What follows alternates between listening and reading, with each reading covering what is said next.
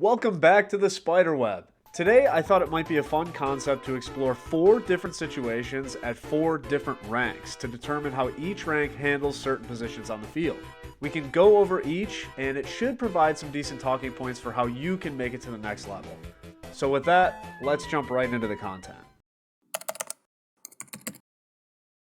One of the first things you notice about Grand Champions is their ability to play strong front post defense.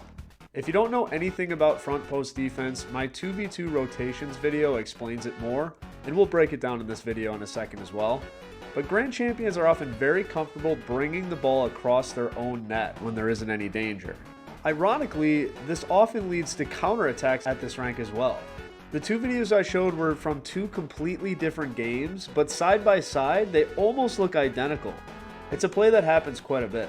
When we talk about front post defense, what we're really talking about is trying to take away the play from this direction.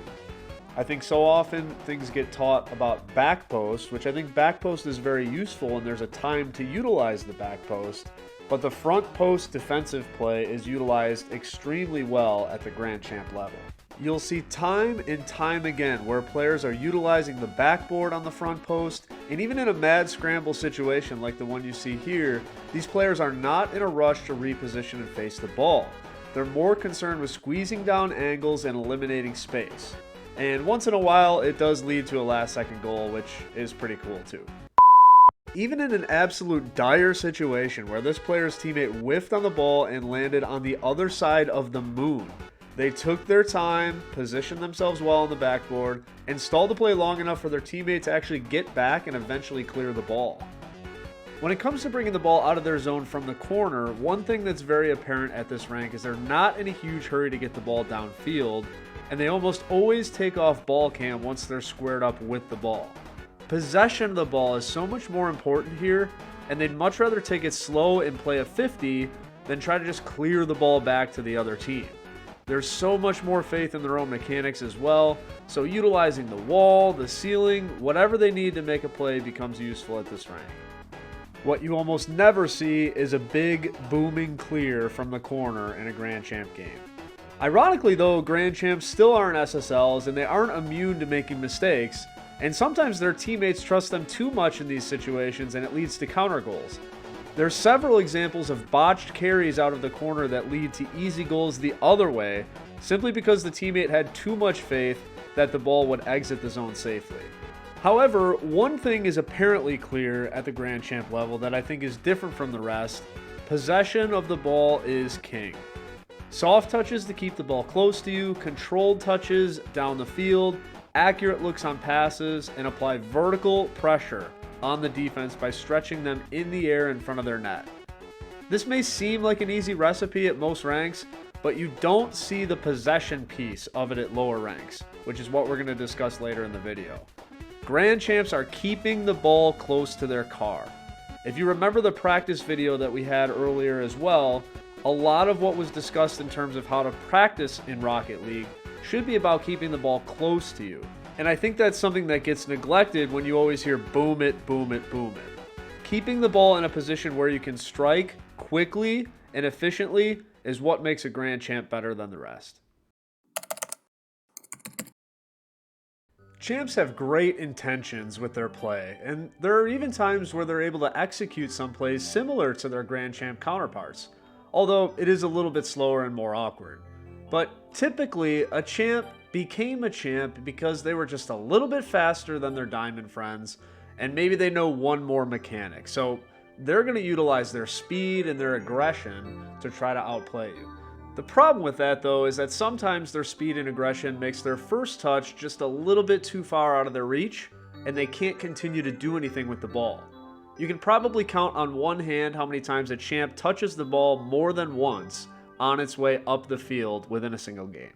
Pop quiz time. This player does not have a flip reset at this point, and this is what you see in a 2v2 game. What do you do? Feel free to pause the video before I provide the answer. Remember that the most important difference we discussed between champs and Grand Champs is possession. So the answer here is to maintain this perfect positioning, but single jump when you make contact with the ball so you can keep the ball in front of you. By flipping here, you hit the ball too hard and the ball goes back to the defender. Don't forget the lessons we learned from our Grand Champ friends. Keep the ball close to your car. And you can do it. We see examples of it in Champ. It just feels awkward because nobody told you to practice it more. And let's be honest, we've all been in this situation in a game where you think you're making the right call by playing it slow, but you just dime up the defender for a perfect goal instead. Champs know that possession of the ball is something that they're lacking in their game. They just don't quite know what to do with the ball yet. Another area where champs could improve their game is in their front post defensive play.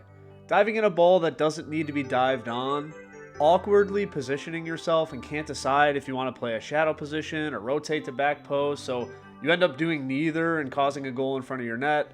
Or sometimes you have the best intentions, you play the front post perfectly from the back wall position, and yeah. So the best advice I can give you if you're a champ player, your speed is your best and worst skill. Slow down when you have space. Welcome to Boomer Town. Diamond in Rocket League is the rank where we just try to hit the ball before our opponent does, even if the end result ends up being worse for me than it was when we started.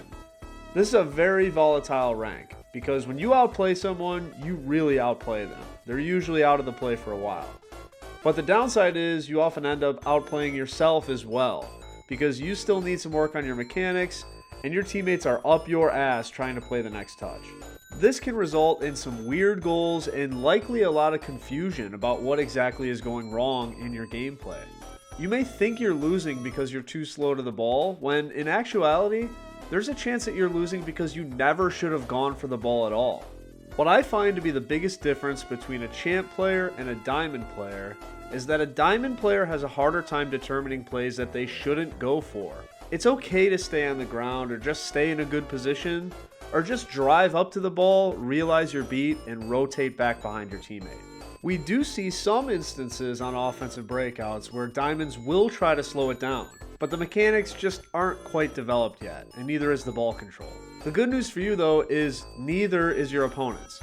So there's still value in trying to be patient on these plays, as long as you can fight off your teammate who's behind you. And don't let diamonds surprise you either. They've got a few tricks up their sleeve at this rank still. It's not all bad, just aggressive with no intent. But even in diamond, we still see some great examples of patience on offensive breakouts. Hopefully that's an important takeaway from this, even if it looks sloppy. You should be able to review your own replays and identify situations where you probably could have just controlled the ball. Amongst everything we've seen so far, the real reason plats are plats isn't always due to mechanics, but really it's due to an awareness of what might happen next and where the teammate and opponent is on the field. You do see some good stuff in plat, and I do believe these players can easily rank up if they knew how, but too often it almost feels like their cars are connected to their teammates. They have little to no concern with where anyone is on the field. It's just my ball, my play, I'm going to hit it, and I don't care what the consequences are. So a breakout play in a platinum game could be just to simply clear the ball with some power. Oftentimes that is enough to create chaos for the defense. But otherwise, the rest of a plat game could simply be described as a tennis match, where one team hits it to the other side, it gets returned, and so on and so forth until eventually the players break down or someone makes a diamond level play. And to be honest, some of my best advice for a platinum player is just do a little bit less. I know you want to work some of these mechanics, but do it in free play. There's so many easy opportunities or just useless touches that take place simply because the ball is in the air and I must hit it. Being more aware of when you're out of boost, when a touch isn't useful, or just general reads like how much space you have on a given play can really influence what kind of play you make. If you look at this play from the opponent's perspective, you can see that they really weren't ever even close to the ball when the defender tried to make the play to stop it. And had you known that information ahead of time, you likely would have chosen a different play. But making that read in a live game sometimes is difficult. Playing with your own net in mind can sometimes help, and thinking about what happens if you miss can also lead to safer decisions. Well, there you have it. I hope you enjoyed the content, and to be honest, these videos are a lot of fun for me to make, but they do take a lot of time. So if you don't mind helping a homie out, if you made it this far in the video, there must have been something in here that you found beneficial. So please like and subscribe to the channel. It really helps out, especially as a small content creator with the YouTube algorithm and getting exposure to this video to more people. I appreciate y'all. If there's anything you want to continue to see in the comments, please let me know. Other than that, we'll catch you on the next time. See ya.